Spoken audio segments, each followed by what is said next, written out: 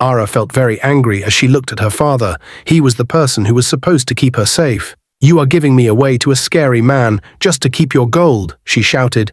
But her father hit her face, and the sound was loud like a dry stick breaking. The drums of Omu did not beat for Ara's 18th birthday. They beat for her surrender. While she stood before her mirror, dreaming of a secret lover's kiss, her father, Chief Obina, stormed in with the smell of war on his breath. He didn't offer a gift, but a death sentence disguised as a wedding. "The Forest Kingdom demands a blood price for the peace treaty," he growled, his eyes cold and greedy. "Tonight you marry Luca, the leopard of the Iron Forest. He has killed more men than you have lived days, and his heart is a stone that knows no mercy." Ara felt the ivory comb snap in her hand as her dreams of freedom withered into a nightmare of chains and shadows. "And he has bought you with 10,000 heads of cattle and a promise of silent borders." Ara felt a cold shiver race down her spine as she looked at the necklace, which felt more like a shackle than jewelry. She had spent her life tucked away, dreaming of a love that whispered like the savanna grass. Ara felt very angry as she looked at her father. He was the person who was supposed to keep her safe. "You are giving me away to a scary man just to keep your gold," she shouted. But her father hit her face, and the sound was loud like a dry stick breaking. He pulled her to the balcony and pointed at her little sister, Gianna. Gianna was playing nicely in the garden below and did not know anything was wrong. "If you do not go and marry him, I will send this child instead," he whispered in a mean way. This choice felt like a bad sickness in Ara's heart. She knew she had to do it to keep Gianna safe from the scary man. Ara decided she would let the scary man take her away so that her little sister would be okay. She was giving up her own life to save her sister's life. It was a very hard choice, but she loved her sister more than anything. She stood tall and looked at the garden one last time, knowing she was doing this to keep Gianna happy and safe. Locked in her room, Ara searched for a way to escape, her heart hammering like a trapped bird against a cage. The window was too high, and the guards outside were loyal only to the chief's gold. When the door creaked open, it wasn't a servant who entered, but her father with a terrifying ultimatum. "If you flee, or if you fail to please the leopard tonight, Gianna will take your place," he hissed, his face inches from hers. "She is only 16, but she is young and fertile. I will send her to the forest if you prove to be a broken tool." The cruelty of his words was a poison that settled deep in Ara's bones, killing the last bit of love she had for him. The thought of her innocent sister in the hands of a ruthless killer made Ara's blood turn to ice. Gianna was a girl of songs and flowers, not someone who could survive the brutality of the Iron Forest. Ara stood tall, wiping the tears from her face with a defiant hand. "I will go," she whispered, her voice steady with a new dark resolve. "I will marry the monster to keep Gianna safe, but do not think I will ever forgive you for this betrayal." She allowed the servants to dress her in the finest silks, knowing that she was walking into a lion's den to protect the only person left in the world who truly mattered to her. The journey to the border was a silent procession through the tall golden grass of the savannah. As they reached the edge of the great dark forest, the temperature dropped, and the air turned thick with the smell of damp earth and iron. A line of warriors stood waiting, their faces painted with the markings of the leopard. In the center stood Luca, a man whose presence seemed to swallow the light. He was tall and scarred, with eyes that burned like embers in the dark. He didn't offer a hand or a smile. He simply stared at Ara as if she were a piece of land he had finally conquered after a long bloody war. Luca stepped forward, the metal of his armor clinking with every predatory movement. He reached out and tilted Ara's chin up with a gloved hand, his touch surprisingly cold. "You are the beauty they promised," he murmured, his voice a low, dangerous rumble. "But in the forest, beauty is a weakness unless it is tempered by steel." He turned her around and pushed her toward the dark tree line, signaling his men to retreat. Ara looked back at her father's kingdom one last time, seeing the chief turn his back on her. She was now a prisoner of the trees, held by a man who treated lives like currency and mercy like a sin. The forest palace was a sprawling fortress of dark timber and black stone, built to withstand 100 sieges. Inside, the walls were decorated with the shields of fallen clans, and the silence was heavy with the weight of secrets. Ara was led to a chamber at the highest tower, where the wind howled through the stone slits. The furniture was made of heavy ebony, and the bed was draped in furs that smelled of wood smoke. She stood by the hearth, her body trembling, not from the cold, but from the realization of her isolation. She was miles away from her home, surrounded by a mafia of warriors who answered only to Luca. Luca entered the room, his footsteps silent despite his massive frame. He closed the heavy wooden door, and the sound of the latch was like a final judgment. He moved toward her, discarding his weapons on the table with a series of heavy thuds. "Your father told me you were a wild thing," he said, his gaze intense. "But here, you will learn to be a wife, you will obey my word, and you will give me an heir to unite our bloodlines." Ara backed away until she hit the wall, her eyes flashing with a defiance she didn't know she had. She was terrified, but the thought of Gianna gave her a strength that was as sharp as any blade. The Night of Deception tradition demanded that the marriage be sealed with blood on a white cloth, a public proof of the union. Luca approached the bed, his presence overwhelming the small room. Ara clutched a small dagger she had hidden in her sleeve, ready to fight even if it meant her death. "I will not be your tool," she spat, her voice trembling. Luca stopped, looking at the small blade and then at her eyes. To her surprise, a flicker of something like respect passed over his face. He took the dagger from her hand with effortless grace and turned his back to her. "The world expects blood," he said, his voice dropping to a whisper. Instead of turning the blade on her, Luca sliced his own palm, letting the dark blood drip onto the white linen. He held the stained cloth up to the moonlight, his face unreadable. "They want proof that I have broken you," he said, his eyes meeting hers. "But I have no interest in a woman who has no fire in her soul. Tonight we have a truce, but do not mistake this for kindness." He threw the cloth toward the door for the guards to find and walked toward the window. Ara watched him, her heart racing with a mixture of fear and confusion. The monster had shown mercy, and that made him more dangerous than she had ever imagined. The next morning, the palace was filled with the sound of celebration, but the atmosphere was thick with tension. A great feast was prepared in the central hall, and the wine flowed like water.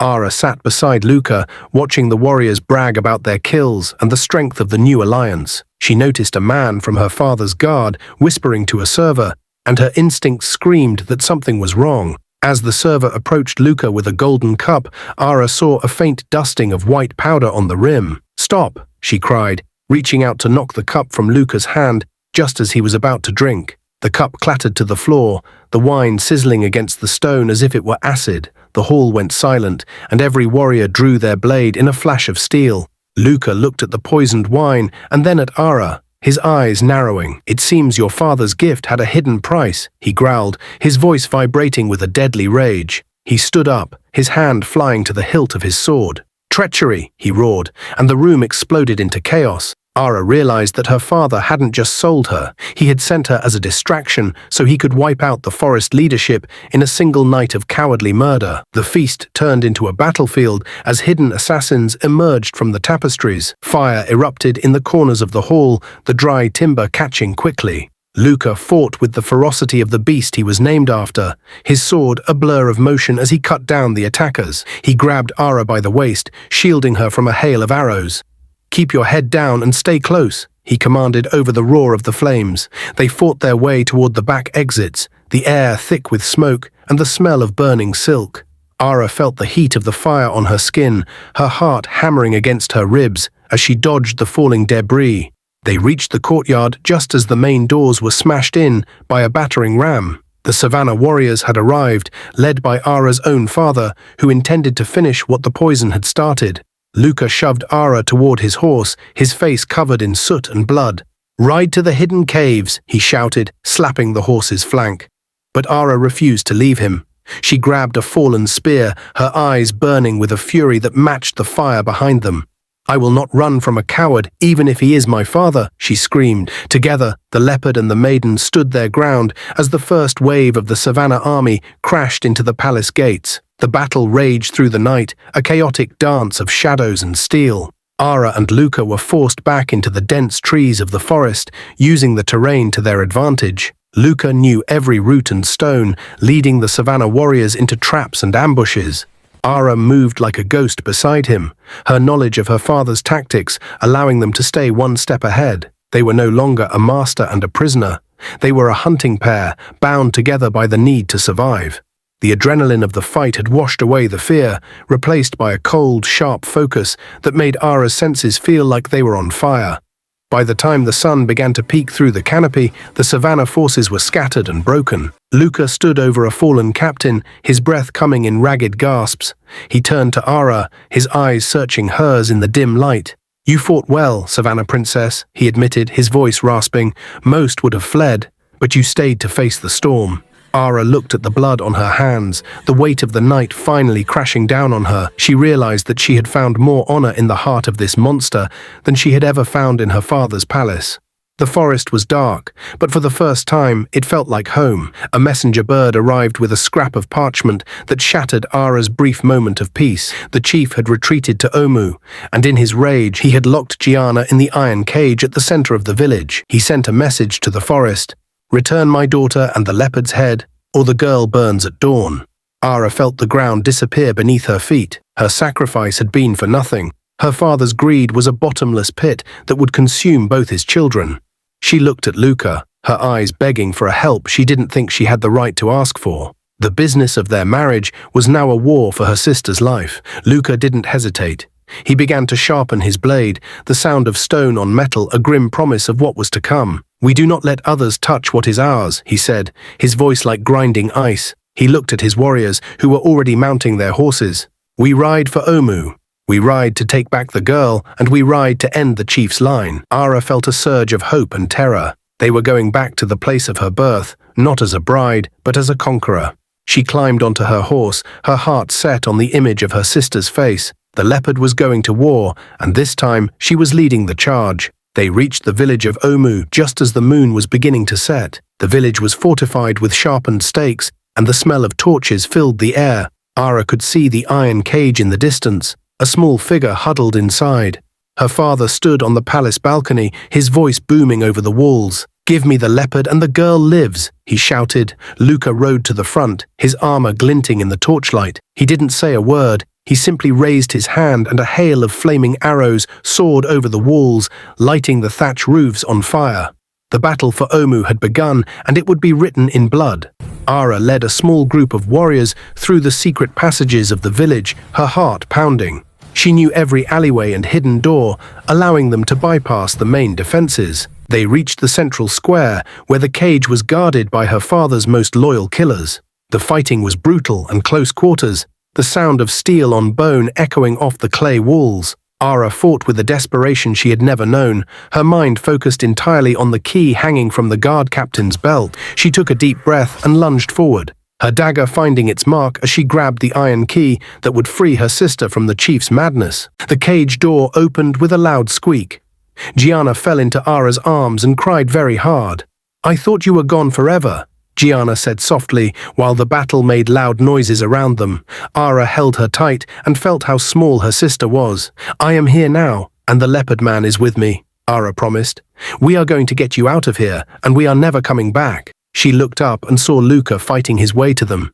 He was very strong and moved fast to protect them. He reached the cage and looked at them to make sure they were not hurt. "The chief is running away to the mountains," Luca shouted over the noise. "He left his people behind just to save himself." Ara looked toward the palace and saw her father's shadow moving into the dark. She felt very angry in her heart. "We cannot let him get away," she said. Her voice sounded very serious. "If he stays free, he will only start more fights." Luca nodded his head.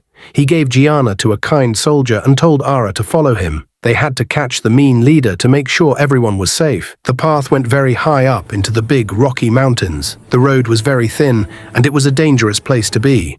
Chief Obina was a very scared man now. He pushed his horse to run as fast as it could because he was trying to hide from his mistakes. Ara and Luca followed him closely on their own strong horses. Their horses' feet made very loud noises like thunder hitting the rocks.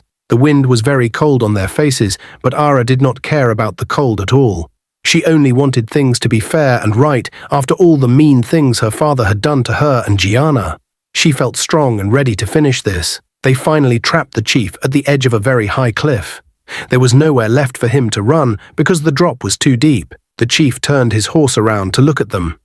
His face looked very scared and very angry at the same time. "Would you really hurt your own father for this scary man?" he yelled at Ara. Ara stepped forward slowly. Her eyes were calm and steady. You stopped being my father when you tried to sell me like an animal, she said. Luca stayed back so Ara could face the mean man. The chief tried to jump at them with a small knife, but he slipped on the loose rocks. He fell off the cliff with a loud cry, and the mean man was gone forever. The ride back down to the village was very quiet. Everyone was thinking about what had happened on the mountain. When they reached the village, it was full of grey smoke, but the people were finally safe. The mean leader was gone, and the fighting had stopped. Gianna was waiting for them, right at the big wooden gate. She looked so happy to see her sister alive. Ara got off her horse quickly and hugged Gianna in the middle of the village square. The people stood around and watched them. They did not know what to do, because they did not have a leader anymore. Ara looked at their faces and knew she had to stay and help them start a new, better life. Luca stood right by her side with his hand resting on his big sword. He looked at the people of the village, and then he looked at Ara with a smile. "The big fight is over now," he said in a very loud voice so everyone could hear him. "The people of the grass and the people of the trees are not enemies anymore. We are all one big group now." He looked at Ara again, and for the first time he did not see her as a prize he had bought. He saw her as a very brave queen who had saved her people. Ara knew her life had changed in a good way. She was not afraid of the dark forest anymore because she had found her own strength. Ara and Luca went back to the forest palace together. It did not feel like a dark or scary place anymore because there was love there. They sat down and began to make new rules that were fair for every person. They helped the people work together and grow food instead of being afraid of each other. Gianna became a very important helper who traveled between the two lands.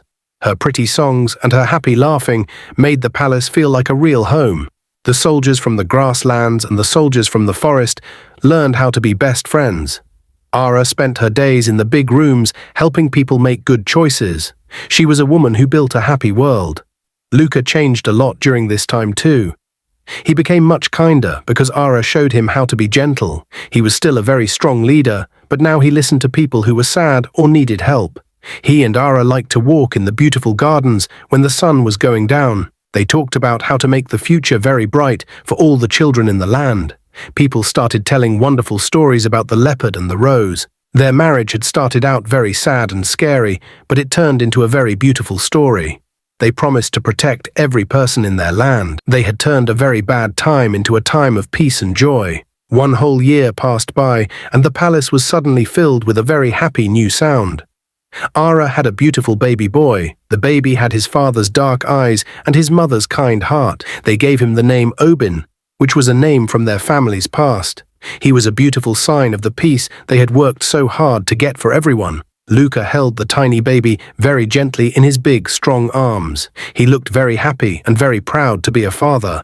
"This boy will never have to worry about mean fights or blood debts," Luca whispered softly. Ara stood right next to them, feeling very happy as she watched her husband and her new baby. Every person in the land celebrated the birth of the new baby boy. Gianna brought many nice gifts like golden grain and very pretty, colorful cloth for the baby to wear. The kingdoms were doing very well now. The roads were open and the people felt very safe. Ara looked out from the high balcony and saw the village fires burning brightly and peacefully in the distance. She had survived the scary birthday and the mean tricks her father had played on her. She had found a love that was very strong and real. This love had changed the whole history of her people. She felt very thankful that she had been brave enough to save her sister. But sometimes, even in a peaceful land, new problems can come from far away. Some mean men from the coast tried to attack the borders of the kingdom. They wanted to steal the gold and the food that the people had worked hard to grow. These men were led by a leader who was very cruel and did not care about being fair.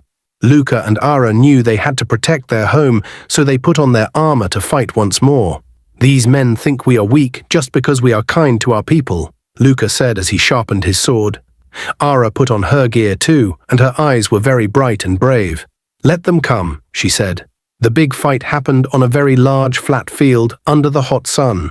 Many soldiers from both kingdoms stood together to face the mean men. Ara led the horses into the middle of the fight, moving very fast and being very brave. Luca was right there with her, wearing his leopard skin and fighting with great strength. They worked together like a perfect team, watching each other's backs the whole time. The mean men were very surprised to see everyone working together so well. They thought the kingdoms would be fighting each other, but they were wrong. Because everyone was united, the mean men lost the fight very quickly and had to run away. The win was very big for the people. The mean men were sent far away with a very strong warning never to come back. Ara and Luca rode back to the palace at the head of their army, and all the people cheered their names loudly. They were true heroes to everyone in the land. That night, when the fighting was all over, they stood on the high tower and looked up at the bright stars. Their kingdom was big, quiet, and very beautiful. They had made it through every hard time together, and they were now closer than they had ever been before. They knew that as long as they stayed together, they could face anything. Luca looked at Ara in the soft moonlight and took her hand. "I never thought I would ever be this happy in my life," he said very softly to her. "You gave me a good life and a reason to be a better man." Ara leaned her head on his strong shoulder and smiled. "And you let me be brave and free, and you helped me save my sister," she replied. They shared a very sweet kiss under the stars. They had started their story as strangers who were forced to marry, but they ended as the heart and soul of the whole land. Their long, hard journey was finally over, and they were very happy. Parents told the story to their children at night to teach them how to be brave and how to love their family. The story was told in the big, busy cities and in the small, quiet villages. It was a story that lasted for a very long time because it was so special. It taught people that even when things seem very bad, you can always find a way to make them good if you are brave. The leopard and the rose became a special sign of everyone staying together as one big family. They were legends. As the years went by, people always remembered the names of Ara and Luca. It was a story about an 18-year-old girl who was brave enough to save her little sister from a mean choice. She stood up to a mean man and found a good man who was actually kind to her. It was a story about a strong man who chose to have peace instead of constant fighting. Even today, when the sun goes down over the trees, people say you can still hear the story of their love in the wind. Their story was a gift to the world, and it will live on in people's hearts forever.